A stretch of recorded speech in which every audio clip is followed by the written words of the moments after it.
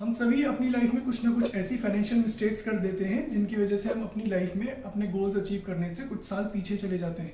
कुछ ऐसी गलतियां जिसकी वजह से हम अपने गोल्स अचीव नहीं कर पाते। तो इस वीडियो में हम उन सभी फाइनेंशियल मिस्टेक्स के बारे में बात करेंगे जो हमें अवॉइड करनी चाहिए। सबसे पहली फाइनेंशियल मिस्टेक है जो हमें अवॉइड करनी है, वो है नॉट सेविंग इनफ। आप उतना सेव नहीं कर रहे हो जितना आपको सेव करना चाहिए। So there is a saying, always pay yourself first, which means जब भी आपके पास कोई इनकम या सैलरी आती है तो उसमें से आपको सबसे पहले खुद को पे करना है, आपको खुद के लिए सेव करना है। हमारे पास जब भी कोई ना कोई पैसा आता है, कहीं ना कहीं से इनकम या सैलरी आती है, तो हम उसमें से रेंट पे करते हैं, बिल्स पे करते हैं, ग्रोसरीज के लिए पे करते हैं, हम उसमें से बहुत सारे खर्चे करते हैं और तमाम लोगों को पे करते हैं। बट क्या आपने कभी उस पैसे में से खुद को पे किया है? मतलब आपको सबसे पहले जो भी इनकम आएगी उसमें से कुछ पोर्शन अपने लिए सेव करके रखना है। अब कितना सेव करके रखना है? फाइनेंस के अंदर एक रूल है which is 50-30-20 rule, which means 50% of your income you should spend on your needs, 30% of your income you should spend on your wants और desires, and the remaining 20% you should save. मैं कहूंगा कि अगर आप 20% से ज्यादा भी सेव कर सकते हैं तो आप ज्यादा सेव करिए। इन माई केस मैं कोशिश करता हूं कि मैं 50% ऑफ माई सैलरी हर महीने सेव कर सकूं। सो आपको भी ट्राई करना है कि आप जितना ज्यादा अपनी इनकम में से सेव कर सकते हैं वो आप सेव करें। अगर आप 20% भी सेव नहीं कर पा रहे हैं तो कम से कम आप जितना कर सकते हैं आपको उतना सेव करना है। अब सवाल ये आता है कि आपको सेव कैसे करना है। इसके लिए जो मैं ट्रिक अपनाता हूं वो ये कि मेरे पास 2 बैंक अकाउंट्स हैं, एक मेरा सैलरी वाला जिसमें मेरी सारी इनकम आती है और दूसरा मेरा सेविंग्स एंड इन्वेस्टमेंट्स वाला।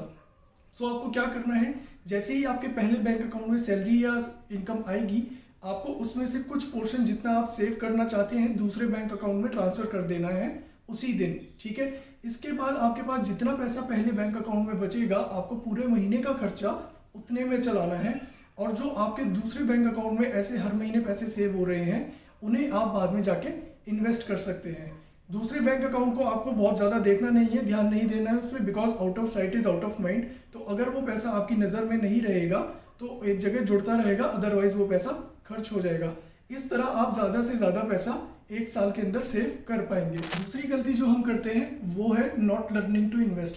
अब आपने पैसा सेव तो कर लिया, मगर पैसा सेव करने से, सिर्फ पैसा सेव करने से काम नहीं चलेगा। क्यों? क्योंकि इन्फ्लेशन की वजह से आपके पैसे की वैल्यू हर साल गिरती जा रही है। तो आपको कहीं ना कहीं ऐसी जगह अपने पैसे को इन्वेस्ट करना पड़ेगा जहां पर आपको एटलीस्ट इतनी रिटर्न मिले जो इन्फ्लेशन को बीट कर पाए। अब उसके लिए आपको क्या करना होगा, आपको समझना होगा कौन कौन से अलग अलग ऑप्शन है इन्वेस्ट करने के लिए, आप कहाँ कहाँ पैसा इन्वेस्ट कर सकते हैं, किस ऑप्शन में क्या रिस्क है, क्या रिटर्न है। आप म्यूचुअल फंड में इन्वेस्ट कर सकते हैं, बॉन्ड्स में कर सकते हैं, क्रिप्टोज में कर सकते हैं, स्टॉक मार्केट में कर सकते हैं। तो आपको इन सभी के बारे में पढ़ना होगा। इनको पढ़ने के लिए, समझने के लिए आप बहुत सारे अलग अलग आर्टिकल्स पढ़ सकते हैं, आप बहुत सारी अलग अलग वीडियोस देख सकते हैं, आप इन्वेस्टिंग के ऊपर बुक्स पढ़ सकते हैं। अगर आप चाहते हैं कि मैं फाइनेंस और इन्वेस्टिंग के ऊपर जो बेस्ट बुक्स हैं उनके ऊपर एक वीडियो बनाऊं तो आप मुझे नीचे कमेंट सेक्शन में बताइएगा। तो जो तीसरी गलती हम लोग करते हैं वो है किसी और की एडवाइस पर इन्वेस्ट करना। जस्ट बिकॉज किसी इन्फ्लुएंसर ने या किसी यूट्यूबर ने आपको ये बोला है कि ये XYZ stock, bond, mutual fund या क्रिप्टो बहुत अच्छा है और वो उसमें इन्वेस्ट करके अगले 6 महीने में 1000% से ज़्यादा रिटर्न कमाने वाला है, आप अपना हार्ड अर्न मनी किसी और की एडवाइस पर मत लगाइए।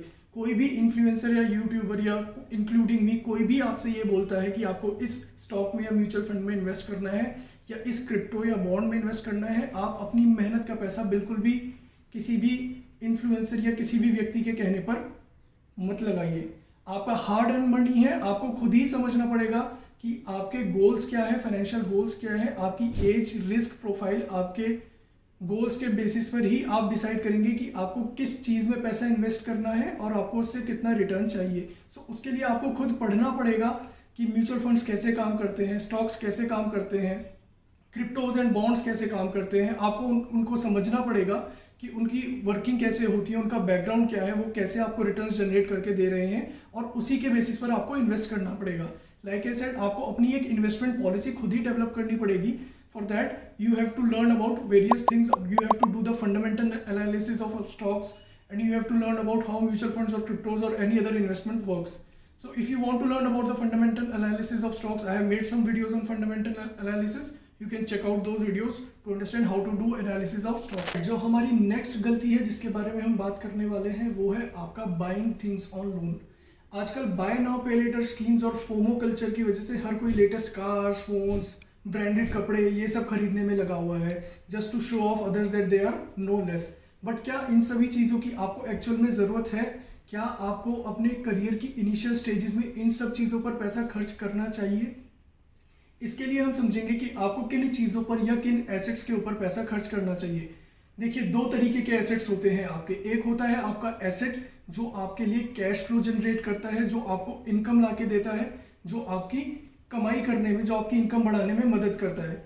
ऐसे एसेट्स आपके कौन कौन से हो गए? आपका हो गया रियल एस्टेट हो गया, आपके म्यूचुअल फंड्स हो गए, आपके बॉन्ड्स हो गए, आपने स्टॉक्स में इन्वेस्ट करा या आपने किसी बिजनेस में इन्वेस्ट करा।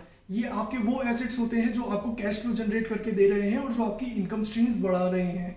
दूसरे होते हैं वो एसेट्स जिनसे आपका कोई कैश फ्लो जनरेट नहीं हो रहा और जिनसे आपकी नुकसान हो रहे हैं। फॉर एग्जाम्पल, आपने गाड़ी खरीदी, ठीक है। अब क्या होगा कि गाड़ी आपने मान लेते हैं 10 लाख की खरीदी, इसकी कॉस्ट गिरेगी, आगे जाके इसकी वैल्यू कम होगी। आपने आज की डेट में गाड़ी 10 लाख की खरीदी, अगर आप कल को इसे मार्केट में बेचने चाहते हो तो आप इसे 8 लाख या 9 लाख रुपए का बेच पाओगे। सो यहाँ पर आपको एक तो नुकसान हो गया कि इसकी कॉस्ट गिर गई। दूसरा, अगर आपने ये गाड़ी लोन पर ली है तो आपको इसके ऊपर इंटरेस्ट भी पे करना पड़ेगा, वो भी आपका नुकसान हो गया। तो इस वजह से आपको डबल नुकसान हो गया। एक, आपकी कॉस्ट गिरी चीज एसेट की, और दूसरा, आपने उस एसेट को खरीदने के लिए लोन लिया था जिसके ऊपर आपको इंटरेस्ट भी पे करना पड़ा। सो हमेशा आपको उन एसेट्स में इन्वेस्ट करना चाहिए जो आपकी इनकम स्ट्रीम्स को बढ़ाते हैं, जो आपका कैश फ्लो जनरेट करने में मदद करते हैं, रादर देन वो एसेट्स खरीदने के जिनकी वजह से आपकी वैल्यू डिक्रीज होती है और आपको उन पर लोन पे इंटरेस्ट भी पे करना पड़ता है। हमारी पांचवी और आखिरी मिस्टेक है, वो है falling for get rich quick schemes. मान लेते हैं एक दिन आपके पास आपका कोई दोस्त, रिश्तेदार या कोई आपका कलीग आता है और वो आपसे बोलता है कि वो बहुत लकी है, वो एक ऐसी कंपनी में मेंबर बन गया है जो कंपनी बहुत तेजी से ग्रो कर रही है, जो बहुत एक्सपोनेंशियली ग्रो कर रही है, और उस कंपनी का मेंबर बनने के बाद उसके पास इतना पैसा आने लगा है कि अब वो बहुत ही जल्दी BMW या मर्सिडीज लेने वाला है या फिर वो वर्ल्ड टूर पर जाने वाला है। अब आपसे वो धीरे से, उसके बाद वो आपसे धीरे से कान में ये कहता है कि अगर आप चाहो तो आपको भी वो उस कंपनी का मेंबर बना सकता है, जस्ट बिकॉज क्योंकि आप उसके बहुत ही खास दोस्त हो या आप उसके बहुत ही खास रिश्तेदार हो। इसलिए ये सब सुनकर आप बहुत एक्साइटेड हो जाते हो और आप भी उस कंपनी का मेंबर बनना चाहते हो। सो ये एक ऐसी मिस्टेक है जो आपको अवॉइड करनी है। ये जो फॉलिंग, जो आपकी गेट रिच क्विक स्कीम्स होती हैं, आपको इन्हें बिल्कुल अवॉइड करना है। आपको इन स्कीम्स के चक्करों में नहीं पड़ना है। इन स्कीम्स में पढ़ के किसी को कोई फायदा नहीं होता। किसी के पास आज तक कोई BMW या मर्सिडीज नहीं आई है, तो आपको इन सारी स्कीम्स को अवॉइड करना है। सो ये थी वो 5 मिस्टेक जो हमें अवॉइड करनी चाहिए अगर हमें अपने फाइनेंशियल्स को अच्छे से मैनेज करना है। अगर आपको ये वीडियो अच्छी लगी हो तो इसे लाइक करना और सब्सक्राइब करना। It will motivate me to put such more informative content out there for you.